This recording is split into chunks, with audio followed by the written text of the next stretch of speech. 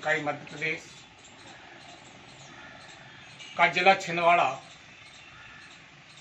की ब्लॉक इकाई चौरे में आज जो बैठक आयोजित की गई और 9 पदाधिकारियों को सबको हृदय से मैं धन्यवाद देता हूं, जिन्होंने पैक्स कर्मचारी संघ का साथ दिया और अपनी एकता और अखंडता को बनाए रखने के लिए उन्होंने जो प्रयास किए वो मैं बधाई देता हूं सुशील मिश्रा जी को।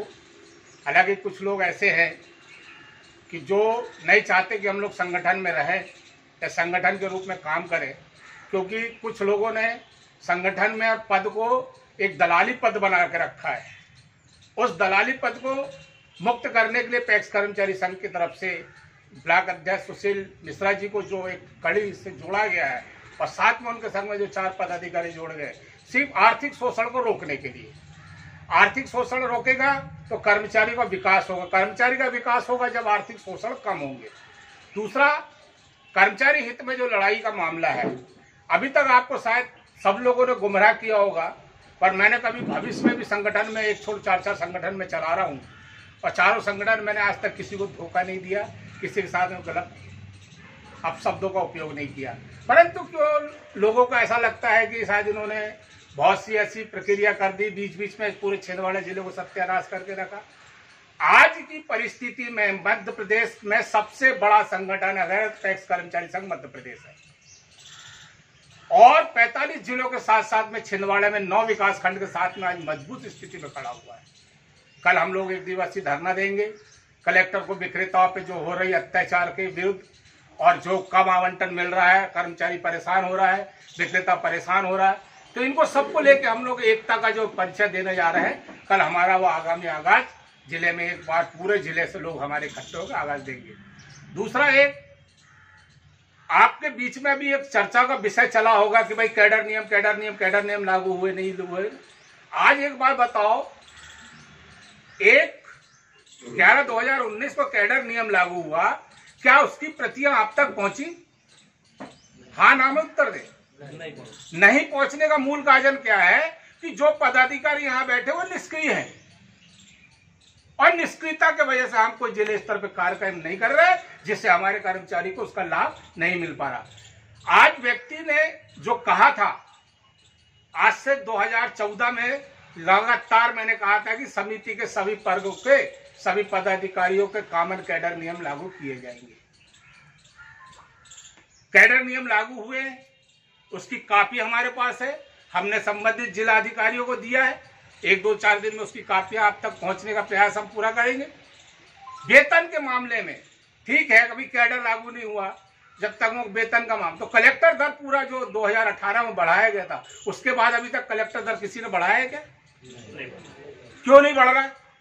मूल रीजन है कि हमारे लोग निष्क्रिय बैठे हुए हैं और हमें सक्रिय होने के लिए, हमारी एकता बनाए रखने के लिए लोग इसमें भी जाल बुन रहे होंगे, अभी भी प्रयास कर रहे होंगे कि लोगों को तोड़ें।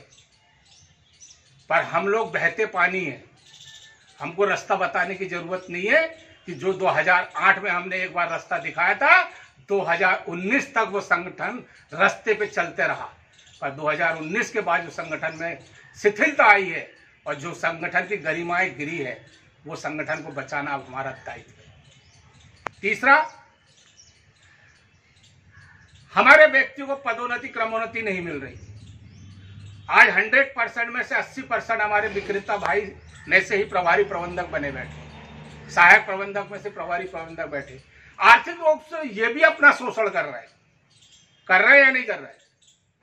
जब हम वेतन की बढ़ाने की बात करने जाते हैं, कोई बात करने जाते हैं, ये लोग चुप्पी साध लेते हैं कि डीआर का आदेश नहीं है, जीएम का आदेश नहीं। ये डीआर और जीएम के आदेश की आवश्यकता नहीं है। कलेक्टर दर यानी हर साल बढ़ने वाली राशि को अमल में लाया जा सकता और कर्मचारी को वेतन के भुगतान में रूप में दिया जा सकता। आदेश में ये कहीं नहीं लिखा है कि इससे कम दिया जाए, कलेक्टर दर से कम ना दिया जाए और इससे अधिक के लिए आयुक्त से स्वीकृति ली जाए। तो जो हर साल कलेक्टर दर बढ़ रहा है, उससे कम तो लेने का अधिकार किसी को है। अब ये अधिकार भी हम आपको जल्द दिलाने वाले हैं। अब वर्तमान जो परिस्थितियां जो हमारी निर्मित हो रही है, तो हम उसको डट के मुकाबला करेंगे, डट के लोगों से लड़ेंगे, चाहे जिले स्तर पे हो, ब्लॉक स्तर पे हो, प्रदेश स्तर पे हो, हम डट के मुकाबला करने की अब क्षमता बना चुके हैं। बहुत जल्द आपका एक बड़ा आंदोलन, विशाल आंदोलन, जैसे उपभोक्ता भंडार और स्वसहायता समूह, पीडीएस की दुकानें, सहकारिता की, ये सिर्फ सामूहिक रूप से जबरदस्त आंदोलन करने जा रही है। और एक ही आंदोलन होगा सब विक्रेताओं के लिए। विक्रेताओं से अलग कोई मांग नहीं होगी। रही बात सहकारिता के क्षेत्र में सोसाइटी कर्मचारी की है, तो वेतनमान के लिए संवर्ग निधि खाते का निर्धारण कराने का हमने ज्ञापन लगा चुके हैं। आपको व्हाट्सएप पे सब लोगों ने पढ़ा होगा किस प्रतिशत से कौन सी राशि कहाँ किस खाते में जमा होगी, उससे हमारे को वेतन रेगुलर मिलते रहेगा। तो ये लड़ाई हमारी क्रम ब क्रम चलते रहेगी, इसको रोका नहीं जा सकता।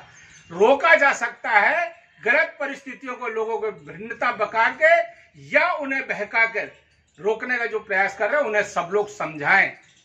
हर व्यक्ति का दायित्व है संगठन में जोड़ने का, संगठन को बनाए रखने का। ये एक व्यक्ति का दायित्व नहीं है कि 4 पदाधिकारी बन गए ये लोग ही दायित्व संभालेंगे, नहीं। एक एक कर्मचारी, एक एक वर्ग का ये दायित्व है कि संगठन को मजबूत करें और मजबूती के साथ इसे स्थापना में उसको लाएं, ताकि हम जिले स्तर पर जब भी इकट्ठे हों हम अपना ज्ञापन दें। सुशील मिश्रा जी के नेतृत्व में हो, अन्य 4 पदाधिकारियों के नेतृत्व में हो, मजबूत और स्तंभ बनकर लड़े, ताकि हमारी एकता दिखे और हमारी विजय। इन्हीं शब्दों के साथ मैं आपको पुनः बहुत बहुत बधाई, बहुत बहुत धन्यवाद देता हूं कि आपने मुझे मौका दिया और यहाँ पे ब्लॉक चौरी का गठन करने में आपने जो सहभागिता निभाई उसके लिए बहुत बहुत धन्यवाद।